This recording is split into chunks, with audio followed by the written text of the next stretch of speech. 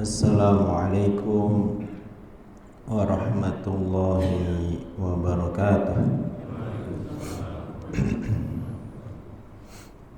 Alhamdulillahi wahdah, wassalatu wassalamu ala nabiyya wa la rasula ba'dah. Nashhadu an la ilaha illallah wahdahu la syarika lah, wa nashhadu anna Muhammadan abduhu wa rasuluh. Allahumma salli ala nabiyyina Muhammadin wa ala alihi wa ashabihi ajma'in, amma ba'd. Fa ibadallah, usini wa iyyakum bittaqwallah wa ta'atihi la'allakum turhamun.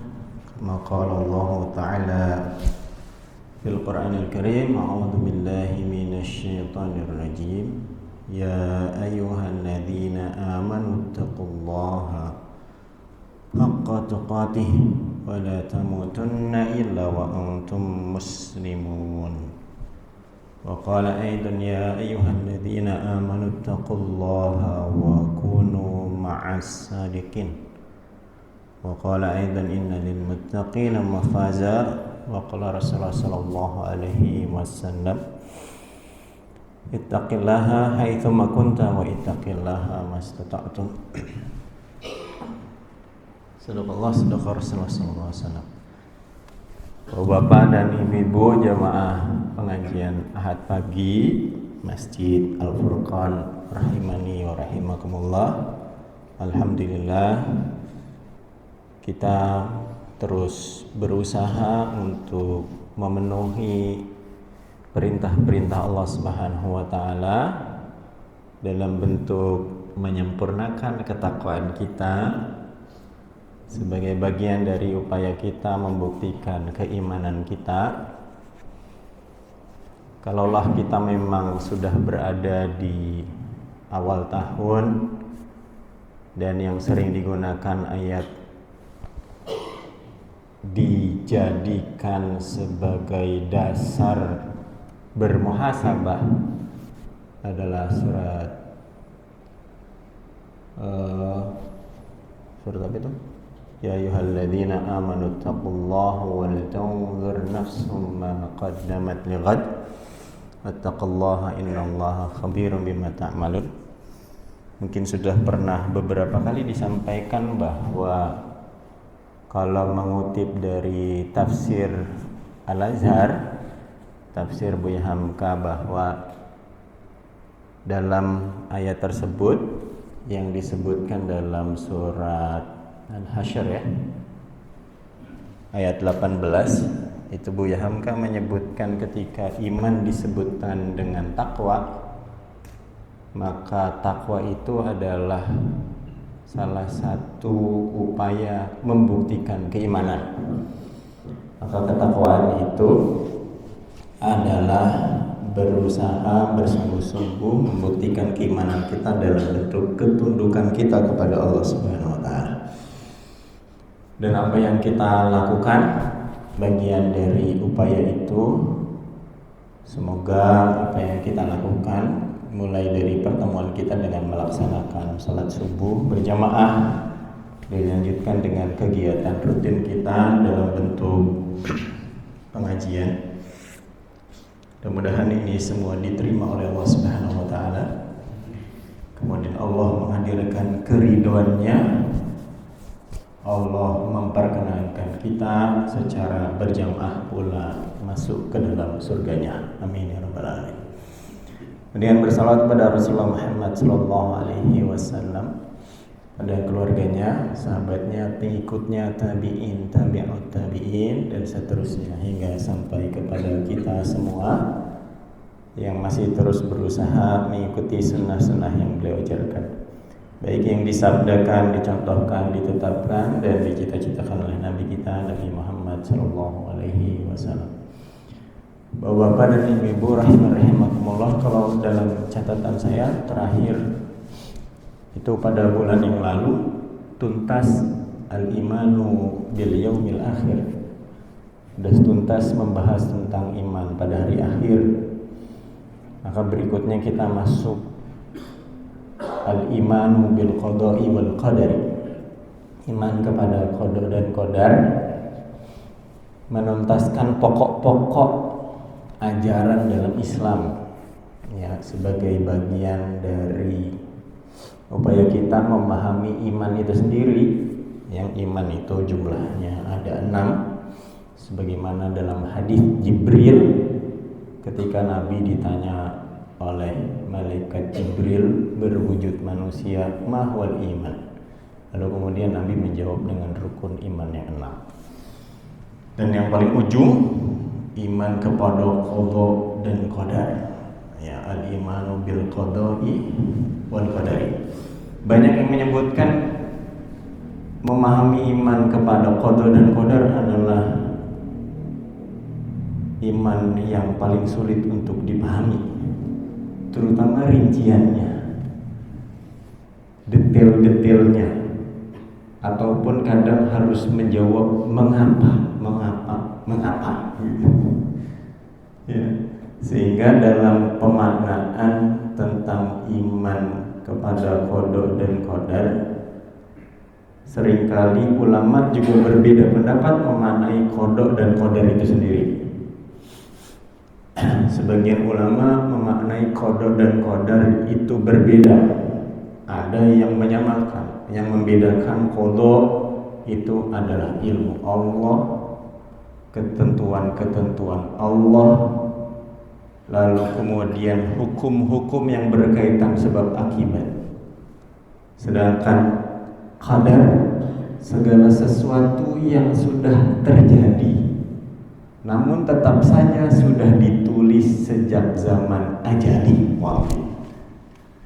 Atau ada yang malah sebaliknya, antara takdir, ya, kalau takdir itu tentang ilmu Allah, mengetahui segala sesuatu, qada adalah hasil ujung.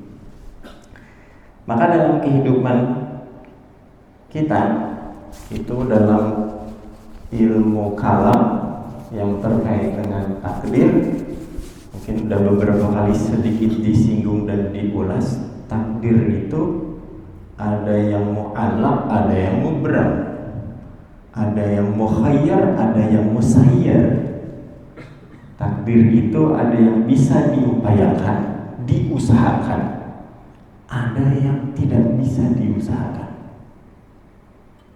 Yang bisa diusahakan, bapak-bapak, ibu-ibu ingin sholat subuh ke Masjid Al-Furqan, lalu kemudian bersiap-siap dimulai dari bangun tidur, bahkan sebelum itu udah tahajud misalnya, kemudian siap-siap nunggu adzan, ya, apalagi Pak Eko dekat banget rumahnya nih, dalam masjid.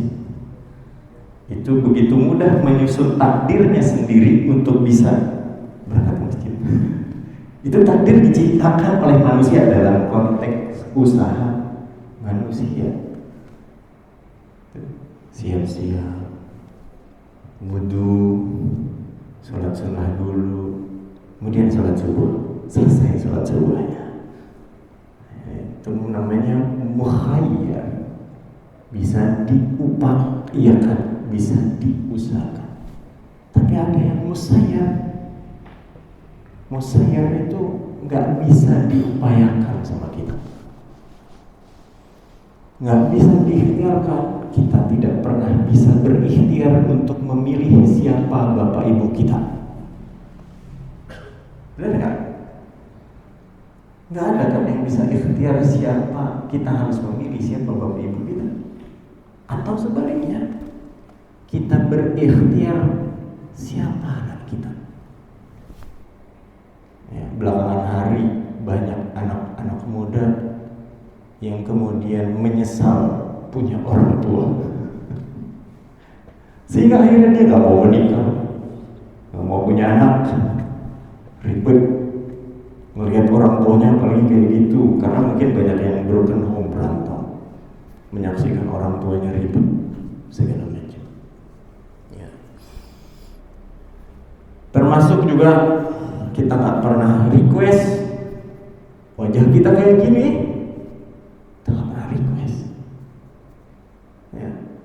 nggak bisa pilih. Dan saya tidak pernah merequest saya menjadi Dhani Putra. Kenapa saya Dhani Putra? Kenapa tidak menjadi Maulana Zaki? Atau sebaliknya Maulana Zaki berpikiran, kenapa saya Maulana Zaki enggak Dhani Putra? Kalau saya Dhani Putra kan saya duduk di depan lagi ceramah, seperti itu. Tapi menjadi orang yang harus menyampaikan atau kebagian amanah, itu bisa diupayakan bagian-bagian itu. Ya. Nah itu yang disebut dengan ada yang musayyar dan mukhayyar, begitu ya. Bapak dan ibu-ibu rahimahullah, meskipun nanti akan ada banyak rahasia Allah terkait dengan takdir, qada dan qadar, gitu, segala macamnya. Nah, kita bahas saja dari apa yang sudah disusun oleh ulama tarjih. Al-imanu bil qada'i wal qadar, iman kepada qada dan qadar. Yajibu alaina an nu'mina bi anna Allah khalaqa kulla syai'. Kita wajib beriman bahwa Allah pencipta segala sesuatu. Wajib kita ini beriman. Segala sesuatu yang ada di muka bumi dan di seluruh alam semesta, Allah lah yang menciptakan. Termasuk Allah juga yang menciptakan. Jadi ada malaikat Allah ciptakan, setan berarti Allah ciptakan. Maka segala macam ketaatan, ketundukan, syariat Allah yang ciptakan. Kemaksiatan Allah ciptakan enggak? Ayo bapak ibu, perzinahan Allah ciptakan enggak?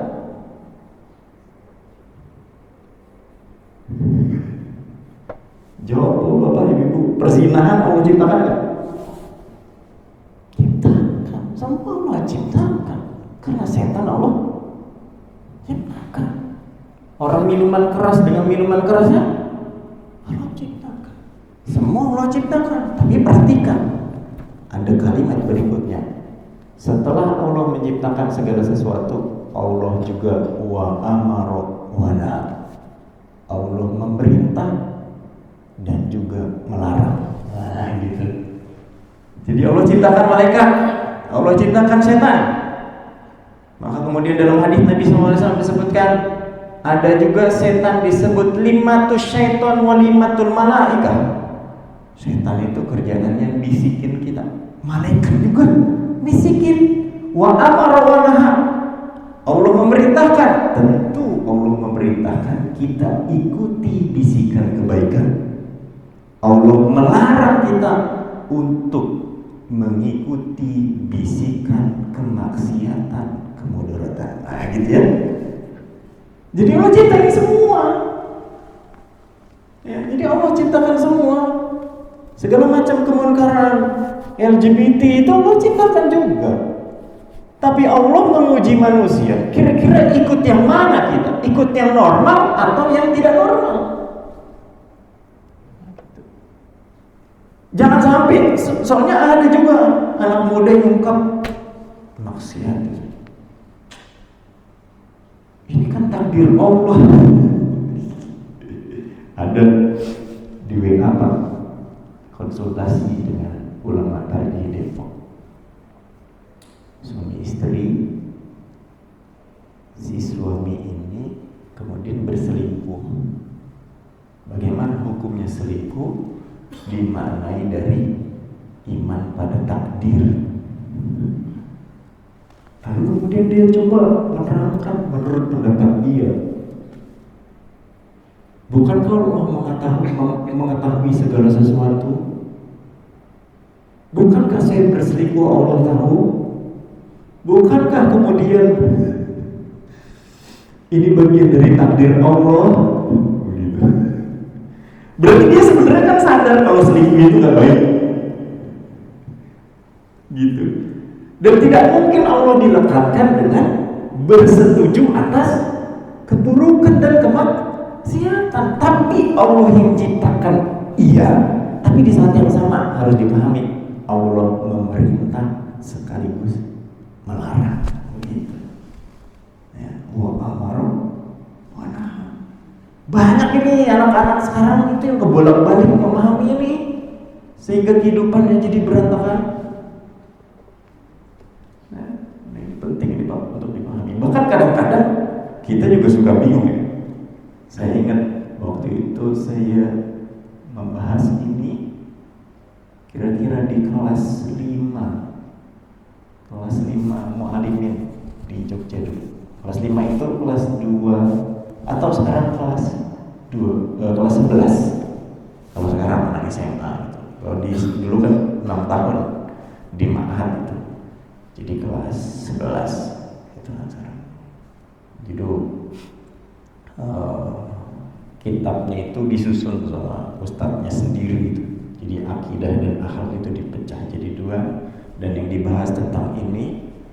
Nah itu di antara 2 ustadz yang membahas itu ada sebagian perbedaan itu terkait dengan iman kepada qada dan qadar. Waktu masih usia segitu dulu mikir bagaimana cara memahaminya gitu tentang qada dan qadar itu. Kok kita jadi kayak kebolak-balik, kenapa ya? Dulu kakak kelas itu sempat nanya kenapa saya bukan dia gitu. Nah itu ada beberapa hal yang memang menjadi rahasia Allah. Wa amara wa naha. Wa kana amrullahi qadaran maqduran. Ya. Dan perintah Allah Subhanahu wa taala adalah kepastian yang telah ditentukan. Wah, jadi mutlak. Jadi kalau ada orang diperintahkan untuk berbuat baik, diperintahkan untuk meninggalkan segala macam keburukan, itu adalah kepastian. Wa anna Allaha qaddara kulla syai'in qabla khalqil khalq. Wah, gitu ya.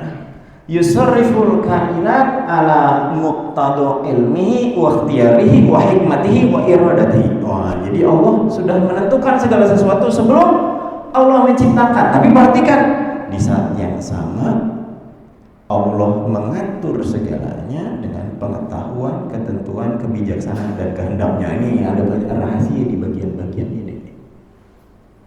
Begitu. Meskipun nanti ada orang yang sampai meninggal dia tidak beriman, padahal sudah diajak untuk beriman, untuk melakukan segala macam ketaatan dan ketundukan, meninggalkan segala macam kemusyrikan dan kemaksiatan, tapi dia tidak berubah. Nah, di saat yang sama orang itu sudah disodorkan hidayah sama Allah, tapi dia menolaknya. Itulah kenapa disebutkan fi qulubihim maradun fazadahumullahu maradun. Jadi dia nutup hatinya, ya, nutup dirinya. Bukankah kita kadang juga sering dikasih sinyal-sinyal itu? Kalau seandainya kita dihadapkan dengan sesuatu yang subhan, ya, yang disebut dengan area abu-abu, gray area. Kadang-kadang kalau bahasa iman dan sodoran taufik dan hidayah, udah tinggalkan, nggak usah dilakukan. Tapi kan nanti ada bisikan yang lain yang tadi disebut dengan 5 syaitan. Lakukan aja, nggak ada yang tahu ini. Nah ketika sudah mulai dilakukan tuh, udah mulai tuh. Awalnya berdebar-debar, tapi ketika dilakukan untuk yang kedua kali, jadi pertama kali melakukan itu berdebar-debar, gak mau dilihat orang, lalu kalau dilihat orang, habis itu merasa bersalah dan lain sebagainya. Ya bersyukur kalau habis bikin kesalahan langsung kemudian menyadari dan bertobat kepada Allah. Tapi terkadang dia melakukan yang kedua kali, atau bahkan kemudian berteman dengan orang-orang yang melakukan hal yang sama, sehingga segala macam yang baik berasa asing dalam circle itu. Itulah kenapa bisa, misalnya kalau dalam korupsi itu ada yang by greed, karena serakah, karena rakus, gajinya udah besar, masih korupsi, bahkan muncul kepuasan setelah korupsi. Ya. Nah, akan tapi kalau balik lagi, segala sesuatu itu memang sudah ada, Allah Subhanahu wa taala mengetahui segala sesuatunya. Dan itu bagian dari skenario Allah. Masa kita mau bilang Allah nggak tahu? Allah tahu peristiwa itu. Bahkan Allah sudah memberikan sodoran-sodoran, ini loh yang baik, ini loh yang buruk. Tapi seringkali manusia itu ya mengabaikannya. Itulah kenapa misalnya kita menemukan, mohon maaf mungkin pernah saya sampaikan, kan ada juga yang dialog sama Dr. Zakir Naik ternyata gak berubah imannya, meskipun sudah sangat rasional ini. Sehingga ada yang menyebut ateis beragama gitu. Atau ateis di masa sekarang. Udah dibilang begini udah logis banget, sesuai dengan rasionalitas. Ya, biasanya kan orang-orang yang ateis itu pendekatannya dengan rasio, sudah sangat rasional, tapi nggak beriman juga.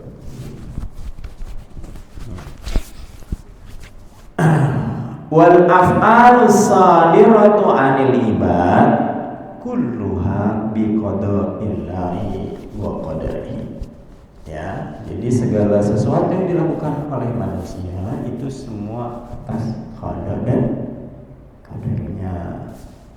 Jadi Allah berarti menciptakan juga hukum sebab akibat, sunatullah. Kalau pengen pinter, pengen hafal Quran, ya ngafalin. Jangan cita-cita hafal Quran, tidur baik, tidur mulu. Gimana mau ngafal?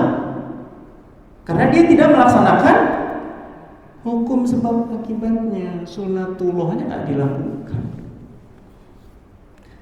Meskipun nanti kadar orang dalam menghafal kemampuannya berbeda. Ya, kita juga paham kan, misalnya kalau kita punya keturunan, kecenderungan masing-masing dari anak kita berbeda-beda. Tapi harus dipahami bahwa semuanya itu Allah ciptakan dengan sempurna. Nah, kalau ada orang tugas untuk menghafalkan Quran, ya hafalkan Quran sesuai dengan kemampuannya. Jadi terus saja menghafal, meskipun yang lain sehari itu bisa 2 halaman. Kalau kita bisanya cuma seayat, ya nggak apa-apa. Yang penting nggak berhenti, terus dilakukan gitu. Ya. Ya, jadi ada juga misalnya ternyata pinternya bukan dalam aspek-aspek kognitif pengetahuan, tapi dia pintarnya misalnya di olahraga. Udah belajar mulu, nggak pinter-pinter dalam bidang itu. Ternyata pintarnya di olahraga. Tapi berhenti belajar kan? Ya terus saja belajar, tapi mungkin kecenderungannya, kelebihannya tidak di situ. Tapi kan nih kalau yang ilmu-ilmu yang dasar, bicara akhlak, mengenal Allah, keislaman, penghambaan, itu harus tetap dipelajari gitu. Itu yang kemudian disebut udah belajar mulu. Ternyata, ya saya juga dulu pernah punya teman begitu gitu. Wah, ada yang pinter banget sama sains, kimia, matematika, fisika. Tapi untuk bahasa Quran, ada yang pintar semuanya. Ada yang pintar semuanya gitu. Ada juga. Saya harus kasih penegasan. Orang seperti kayak Ustadz Nur Fajri itu pintar semua. Bahasa Arab oke, bahasa Inggris oke, eksaknya oke. Ya, lagi belajar bahasa Jerman juga, ya itu orang kebangetan pinter. Bahkan kuliah S2 di Saudi, saya baru tahu ternyata S2-nya 2 di Saudi, IPK-nya 4 semua. Bahkan sekarang lagi kuliah S1 di UI, ambil hukum. Ya, saya nggak tahu itu gimana orang tuanya dulu ngajarin dia gitu. Ya. Luar biasa ya, hafal Quran, kutubus sitahnya hafal, alfiyah hafal. Ya maksudnya Mustad Ahmad, Sahih Bukhari, Sahih Muslim,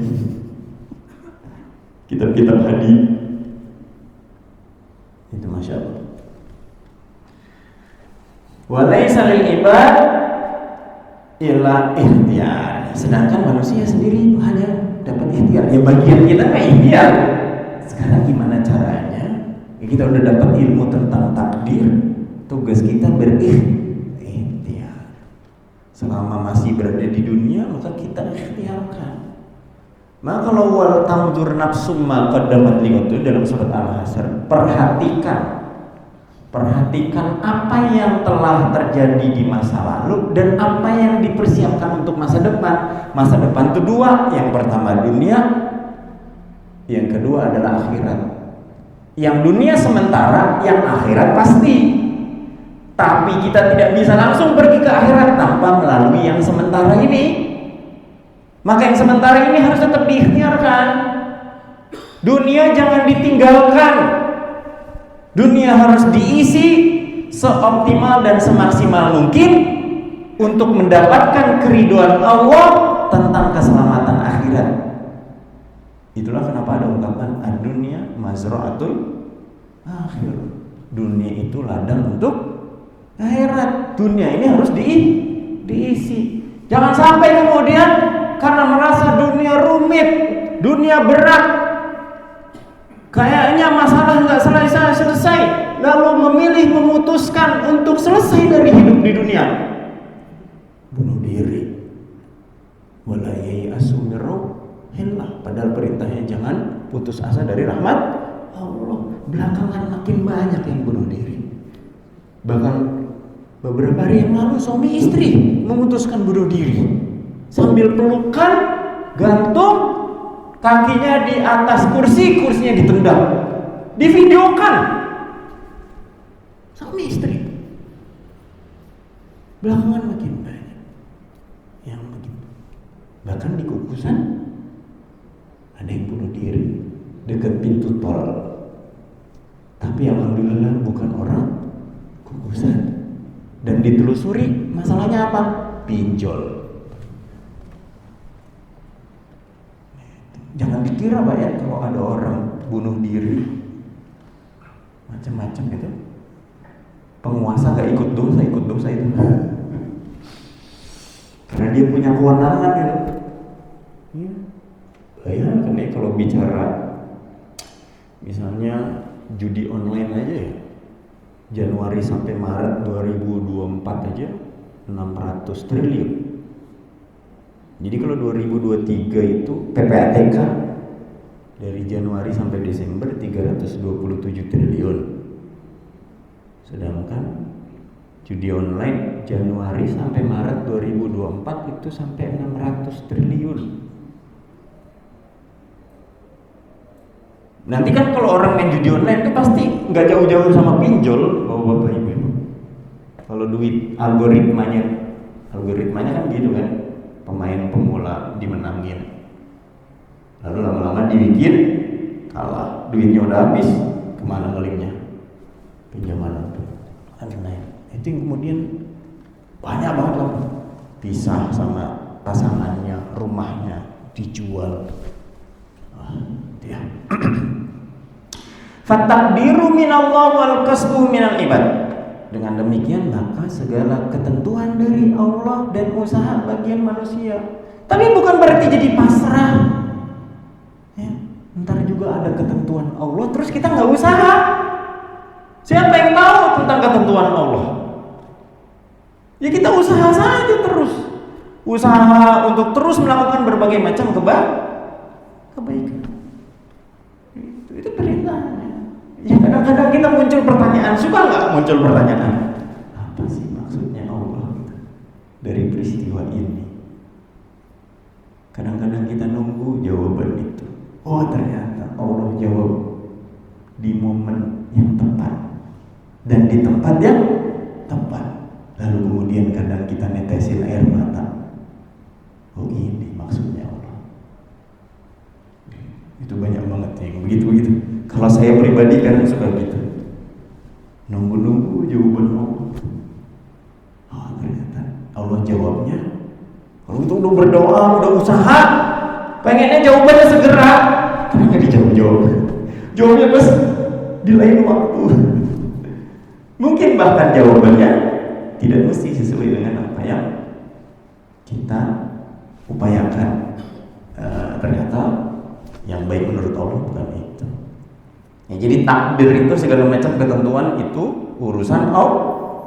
Sedangkan usaha wilayah manusia. Berarti kita harus tetap usaha. Ya. Faharakatul abdi bi'tibari nisbatiha ila qudratihi itu sama kasbillah. Itu ya. Perbuatan manusia ditilik itu apa ya? Dilihat dari segi kuasanya dinamakan usaha manusia. Jangan bilang maka nanti ada orang masuk neraka. Itu kan takdir Allah masuk neraka. Jangan bilang gitu. Sebenarnya Allah sudah banyak kasih sinyal hidayah, taufik, tapi dia enggak menerima, menjauh. Ya. Maka dia nanti masuk neraka. Iya karena dia menjauh dari Allah. Dia ikuti bisikan setan, ikuti bisikan ajakan iblis, syaitana, menjauh. Iblis ablasa artinya yang terputus. Wa bi'tibari nisbatiha ila qudratillahi khalqan. Tetapi ditilik dari kuasa Allah, perbuatan manusia ciptaan Allah. Gitu. Nah ini beberapa dan kerumitan di sini. Semakin merinci kadang-kadang kita nggak sampai.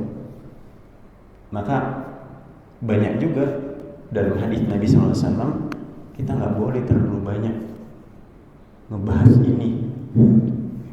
Bahkan orang yang atau kalangan mazhab yang sering mentakwil sekalipun, kalangan Asy'ariyah misalnya saya ngambil Gus Baha, Gus Baha itu bilang gitu juga.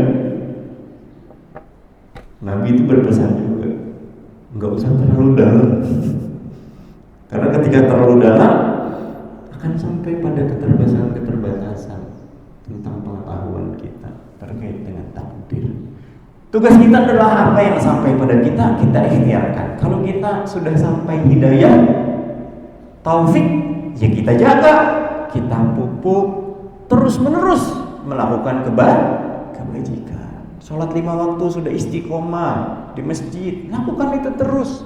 Tapi di saat yang sama, sholat itu punya dampak dalam kehidupan sehari-hari dalam bentuk kedisiplinan, kejujuran, empati, kedermawanan.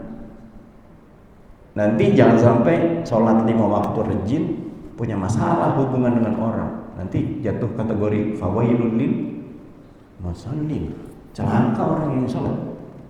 Orang sholat tuh bisa celaka juga. Yang sholatnya bisa celaka, apalagi yang kagak sholat. Ya, sholat malah nggak boleh ngerasa bener dewek itu dilarang. Merasa udah paling beriman maksudnya. Bahaya itu. Kita itu tugasnya memberikan nasihat kalau ada yang buruk terhadap orang lain, tapi dengan tetap tidak berposisi sebagai orang yang paling takwa, paling beriman. Karena kita aja masih harus terus memperbaiki diri kita. Tapi bukan berarti kita Misalnya kita belum baik, terus kita nggak boleh nasehatin orang jadi baik, salah itu. Tugas kita itu dua. Yang pertama memperbaiki diri, yang kedua kalau lihat munkar ya harus kita sebut, nggak boleh melakukan itu gitu. Man ra'a minkum munkaran falyughayyirhu biyadihi.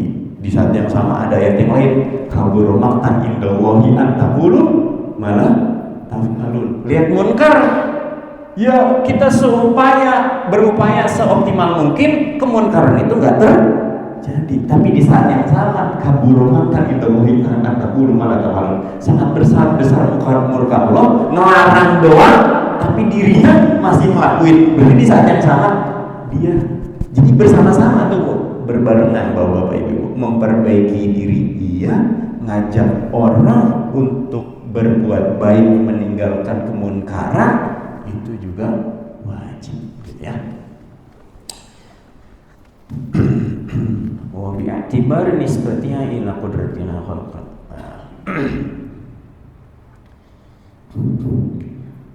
Wal abdu ya yatasarrafu nasibahu mimma an'ama Allahu bihi alaihi minar rizqi wa ghairihi. Jadi manusia hanya dapat mengolah bagian yang Allah karuniakan berupa rizki dan lain-lainnya. Tugas kita yang kita tahu aja lah. Yuk diisi, yuk dimanfaatkan, yuk ditasarufkan. Ya, apa yang sudah diamanahkan dititipkan kepada kita. Begitu. Jadi kalau kita punya akal, punya otak, ya optimalkan. Hafal Quran, pahami juga, tadabbur juga, amalkan juga sebagai bentuk wujud bukti dari ketakwaan kita, bukti dari iman kita. Yang punya kapasitas kemampuan dalam bidang ilmu fisika, optimalkan itu sampai menghadirkan kemaslahatan. Nah, yang terlarang ilmu yang menghadirkan kemafsadatan dan kemudaratan itu terlarang. Atau jadi ilmuwan pesanan. Tahu ilmuwan pesanan? Ilmuwan yang kemudian harus melegitimasi perilaku keburukan. Itu ada ilmuwan begitu untuk melakukan pembenaran atas segala macam keburukan. Misalnya pakar hukum diminta konsultasi untuk melindungi perbuatan yang buruknya dia. Di mana ini cara hukumnya ya? Gitu. Itu masalah kalau itu. Ya, jadi dalam Islam itu sebenarnya tidak ada dikotomi ini ilmu Islam, ini ilmu kafir. Sebenarnya tidak ada dikotomi itu. Semua ilmu itu datang dari Allah selama ilmunya menghadirkan maslahat. Gitu ya. Nah, ini penutup Pak. Dan terakhir ya, khatimah. Jadi kita udah selesai nih bahas. Kayaknya dari sebelum Covid ya. Terkait dengan kitabul iman khatimah. Hadhihi hiya usulul aqaid as-sahihah. Ini pokok-pokok akidah yang benar.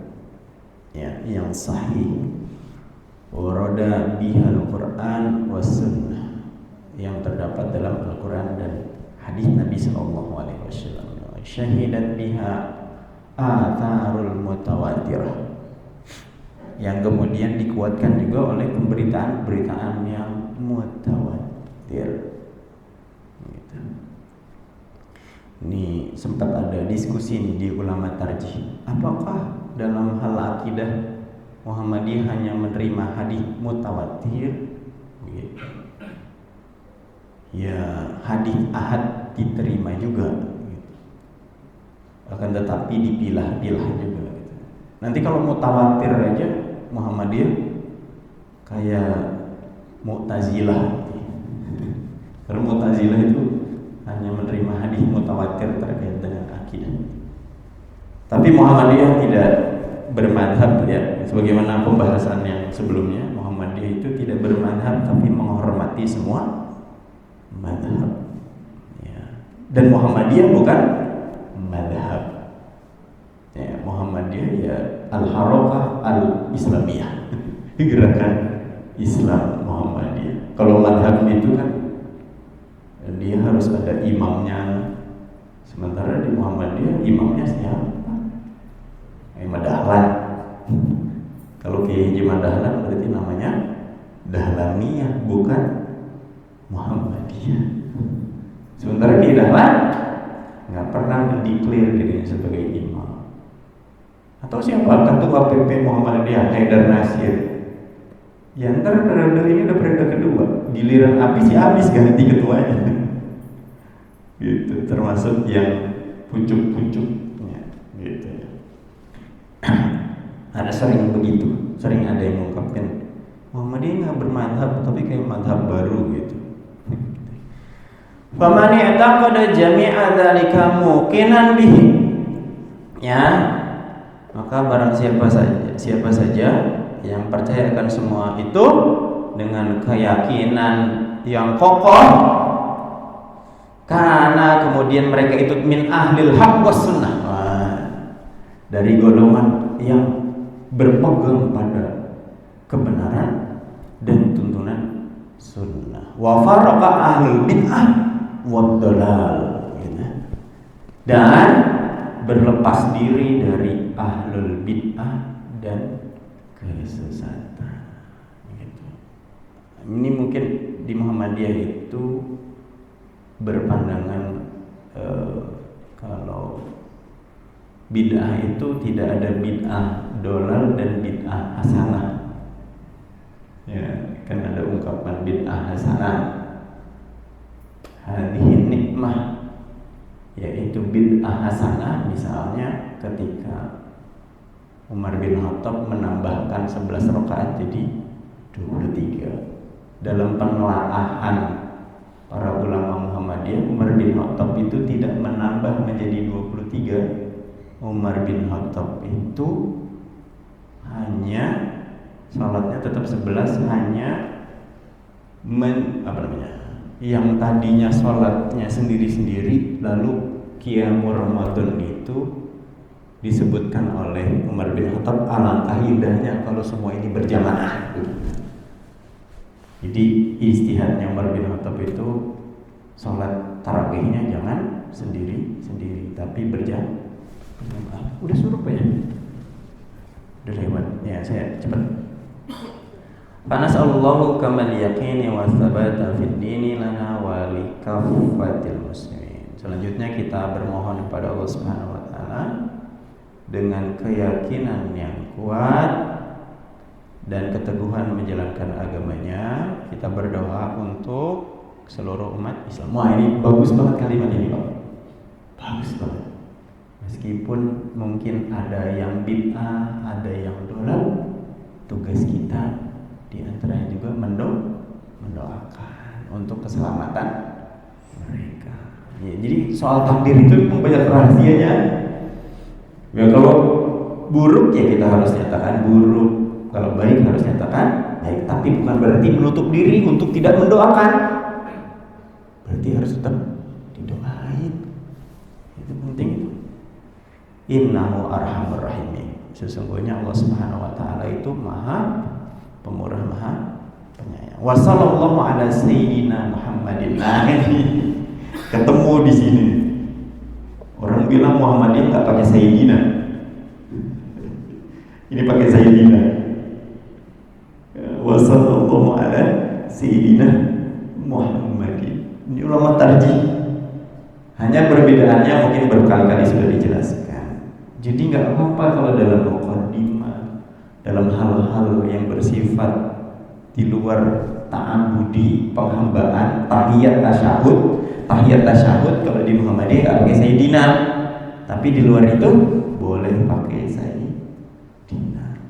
Ini wassallallahu ala sayyidina Muhammadin. Kan seolah-olah gitu, kalau enggak sayyidina Muhammadiyah, yang sayyidina bukan Muhammadiyah gitu. Wassallallahu ala sayyidina Muhammadin khatamin nabiyyin wal mursalin wa ala alihi wa sahbihi ajma'in. Demikian Bapak-bapak dan Ibu-ibu rahimakumullah. Mudah-mudahan bisa memahaminya dengan baik dan berharap jangan merasa puas dengan apa yang sudah disampaikan oleh para materi di Masjid Al-Furqan. Teruslah merasa haus untuk mencari, untuk memahami dengan membaca, dengan mendengar, sehingga wawasan keislaman itu semakin luas. Boleh jadi yang namanya penyampai itu bisa jadi salah karena manusia. Maka jangan pernah berhenti untuk belajar, membuat perbandingan dengan yang lain, pemahaman dengan yang lain, sehingga kita pun tahu apa sih alasannya kenapa mereka berbeda dengan kita. Alasannya kita tahu, oh ternyata mereka berbedanya di sini doang, sehingga kita nggak kagetan, nggak jadi umat yang latah, dikit-dikit bid'ah, dikit-dikit dolal gitu kan, dikit-dikit sesat, masuk neraka, repot nanti. Semua orang disebut masuk neraka, nanti masuk surga dia doang. Emangnya di surga enak kalau dia doang? Kan gak enak, sepi kan? Serem, apalagi kalau udah malam. Ya, maka tetap harus berhati-hati. Ya, bahkan termasuk kepada pelaku kemaksiatan sekalipun, ya kadang-kadang itu yang kadang kita susah mengelolanya. Yang muncul kan kebencian kan? Padahal yang harus dibenci apa? Perilakunya kan, bukan orangnya kan? Bahkan kemudian memandangnya dengan pandangan kasih sayang, kasihan. Kalau dia terus maksiat sampai meninggal, masuk neraka dia. Gimana ya cara menyelamatkannya? Itu dipikir. Demikian. Wallahu a'lam bishawab. Assalamualaikum warahmatullahi wabarakatuh.